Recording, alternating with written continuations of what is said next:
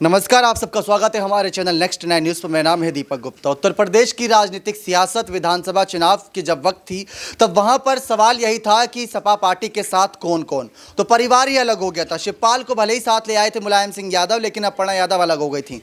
अपर्णा यादव ने बीजेपी का हाथ थामा, लेकिन अभी तक उन्हें उनकी कहीं ना कहीं जो बगावत का फल है वो मिलता नजर नहीं आया। लेकिन उनसे पहले रघुराज सिंह शाक्य को फल मिल गया। तो रघुराज सिंह शाक्य में ऐसा क्या था, ऐसी क्या काबिलियत थी जो अपर्णा यादव के अंदर नजर नहीं आई भारतीय जनता पार्टी को, और अपर्णा यादव को आगे नहीं किया मैनपुरी सीट से भी, और अब तक कोई बड़ी जिम्मेदारी को लेकर ऐलान नहीं किया। अगर उनके ट्विटर अकाउंट यानी सोशल मीडिया अकाउंट की तरफ गौर करें तो कई जागरणों में जा रही है, स्कूलों के समारोह में हिस्सा ले रही है, कोई राजनीतिक तौर पर यह नजर नहीं आ रहा, बस वो जनता के बीच बनी हुई है। इतना बीजेपी ने काम कर रखा है। क्या ये अपर्णा यादव को साथ लाकर बीजेपी यादव परिवार को नीचा दिखाने की कोशिश कर रही है, या सचमुच अपर्णा यादव के लिए कुछ बड़ी सोच रखी हुई है बीजेपी ने? ये जानने की कोशिश करते हैं। हमारे साथ हमारे खास सहयोगी अबरार मौजूद है। इनसे सीधा सवाल इसी बात को लेकर रहेगा कि किस तरीके से जो इस समय राजनीतिक माहौल बना हुआ है अपर्णा यादव को लेकर। अपर्णा यादव मैनपुरी चुनाव जो है उपचुनाव, वहां पर भी नजर नहीं आ रही एक प्रत्याशी के तौर पर, ना ही स्टार प्रचारक के तौर पर। अगर स्टार प्रचारक होती तो भी बहुत असर पड़ सकता था, लेकिन उनको अभी तक कोई जिम्मेदारी नहीं दी।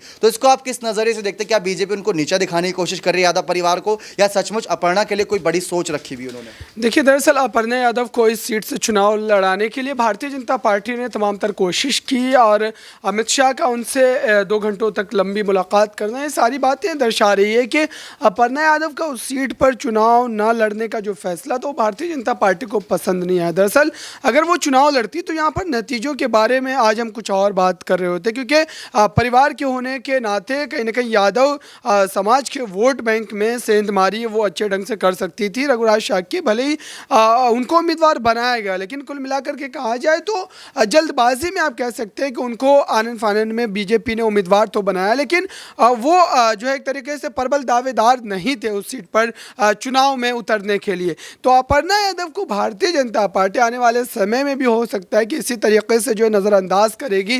फिलहाल आप देखिए कि उस सूची के आने के बाद जो जिसका आपने भी जिक्र किया कि प्रत्याशी के रूप में जो तमाम स्टार प्रचारक के बारे में जानकारी वगैरह तमाम चीज़ें आप देखिए कि यहाँ पर मैनपुरी लोकसभा सीट पर भारतीय जनता पार्टी योगी आदित्यनाथ तक का इस्तेमाल कर रही है, और कई बड़े बड़े नेता वहाँ पर जो है जनसभाओं को संबोधित कर रहे हैं। लेकिन उसके बावजूद भी जिसकी खास ज़रूरत है, क्योंकि अपर्णा यादव अगर चुनाव में वहाँ पर जा कर के प्रचार करती है तो जाहिर सी बात है कि जो लोग उनसे जुड़े हुए हैं पहले से, चाहे वो यादव परिवार से जुड़े हुए, उनके ऊपर एक असर ज़रूर पड़ेगा, और हो सकता है कि वोट जो है पूरी तरीके से परिवर्तित होता नजर आएगा भारतीय जनता पार्टी के पक्ष में। लेकिन उसके बावजूद भी अगर उन्होंने ये फैसला नहीं लिया तो इसके पीछे कोई बड़ी रणनीति होगी, और हो सकता है कि अपर्णा यादव से बीजेपी हाईकमान नाराज भी हो। जी, बहुत बहुत शुक्रिया तमाम जानकारी देने के लिए।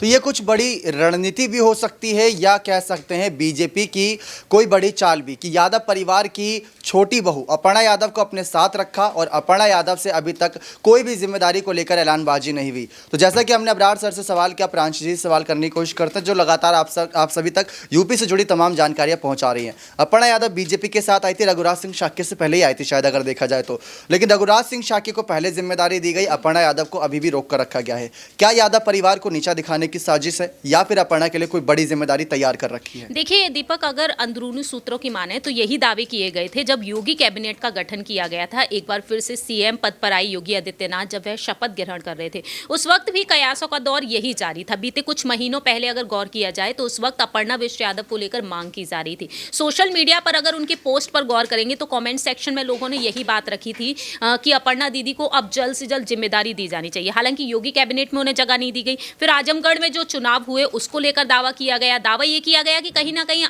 अखिलेश यादव अपने गढ़ से इस्तीफा तो दे चुके हैं, लेकिन डिंपल यादव को आगे करेंगे। उस वक्त कहा गया कि अपर्णा विष्ट यादव को फिर आगे किया जाएगा, लेकिन ऐसा नहीं हुआ। यादव कुनबे की दोनों ही बहुएं आगे नजर नहीं आई। अब यहाँ पर मैनपुरी सीट पर बात आती है तो मैनपुरी सीट को लेकर भी यही दावे किए गए। ये भी कहा गया कि स्टार प्रचारक उन्हें बना दिया जाएगा, लेकिन ऐसा नहीं हुआ। लेकिन बीच में ही कुछ ऐसे भी दावे किए गए जिस तरीके से केंद्रीय मंत्री हैं स्मृति ईरानी, उनकी तरह बीजेपी उन्हें तैयार करना चाहती है, लेकिन उनकी तरह तैयार करने के लिए आपको उन्हें कोई ना कोई ऐसा काम भी देना होगा जिससे कि वह खुद को साबित कर सकें। फिलहाल देखा जाए अपर्णा विष्ट यादव से इंटरव्यूज में ये भी सवाल पूछे गए कि सपा में कोई जिम्मेदारी नहीं मिली, टिकट नहीं मिला, इसी वजह से आप बीजेपी में आ गई। तो उन्होंने कहा कि देश के हित के लिए वह कुछ करना चाहती हैं। तो ये चीजें इस टाइप के बयान तो पहले भी कई ऐसे नेताओं ने दिए हैं, चाहे वह कांग्रेस खेमे के ही क्यों ना हो। तो एक तरीके से देखा जाए अपर्णा विष्ट यादव को वो आजादी चाहिए थी कि वह देश के लिए काम कर सके। उन्हें कहीं ना कहीं लगता था कि नेशनल लेवल पर बीजेपी पार्टी है तो बीजेपी यहां पर पूरी तरीके से उन्हें आगे करेगी। लेकिन जब अपर्णा विष्ट यादव से सवाल पूछा गया कि साल 2024 में उन्हें आगे किया जाएगा या फिर नहीं,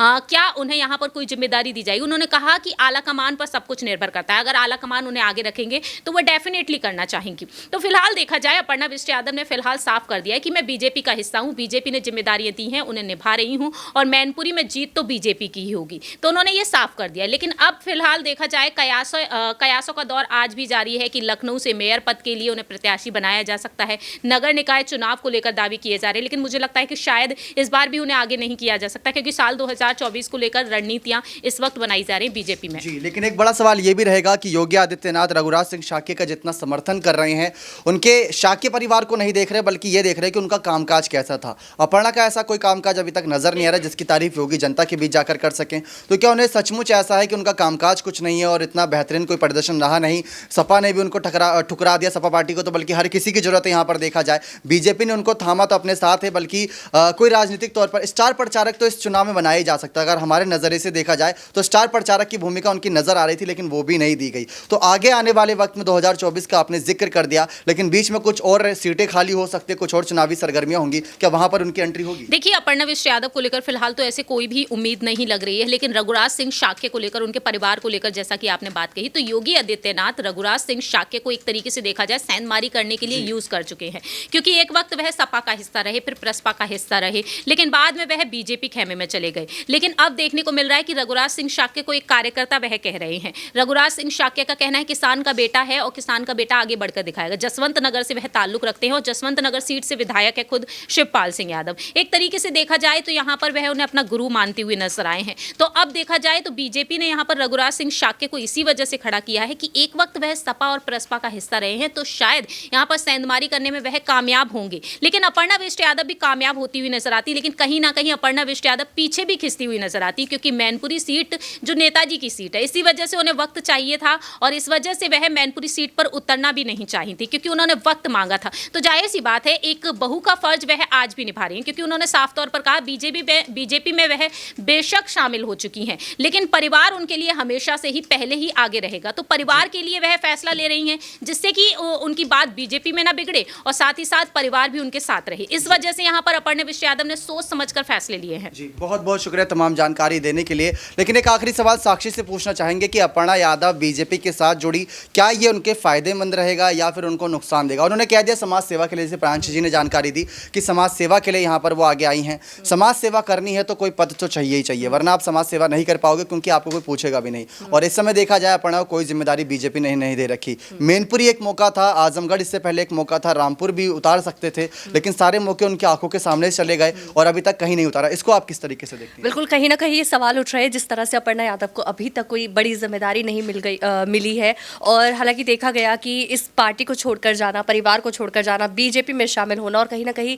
यही एक वजह थी कि उन्हें कोई बड़ी जिम्मेदारी मिल सके वहाँ पर। हालांकि उनका ये कहना था कि वो राष्ट्रवाद के लिए वहाँ पर गई है, लेकिन उन्हें कोई खास जिम्मेदारी अब तक नहीं मिली और टाइम बहुत ज़्यादा हो चुका है उनके इंतज़ार का। लेकिन कभी भी उनकी साइड से नहीं देखा गया कि वो इंतज़ार कर रही है किसी बड़े पद के लिए, या फिर उनका कुछ कहना, कोई नाराज़गी कुछ ऐसे दिखाई नहीं दी गई है। हालांकि हमें लगा कि जिस तरह से मैनपुरी को लेकर भी सवाल उठे थे कि शायद उनको चुनावों में खड़ा किया जाएगा, इस बार उनको टिकट मिलेगा, लेकिन फिर भी नहीं मिला, तो वो नाराज़गी लेकिन कभी भी उनके चेहरे पर दिखाई नहीं दी, जिससे हमें ये तो लगता है कि शायद अपर्णा यादव अभी थोड़ा समय चाहती है खुद के लिए भी, और चाहती है यहाँ पे थोड़ा और टाइम इन्वेस्ट करना, थोड़ी सी और ईमानदारी दिखाना। और ये ठीक भी है कि जिस तरह से वो भी इस चीज़ को समझ रही हैं, अगर बीजेपी उन्हें मौका नहीं दे रही तो वो भी चाहती हैं कि वो थोड़ा सा और मौका और टाइम दे। बहुत बहुत शुक्रिया। कहा जाता है कि सब्र का फल मीठा होता है। अपर्णा यादव ने सब्र रखा हुआ है। योगी आदित्यनाथ देखते हैं उनके सब्र के फल को किस तरीके से आगे आने वाले वक्त में एक खास तौर पर साबित करेंगे कि सचमुच उनका ये सब्र बहुत काम आया। बगावत उन्होंने करी, खासकर मुलायम परिवार की छोटी बहू कही जाती हैं।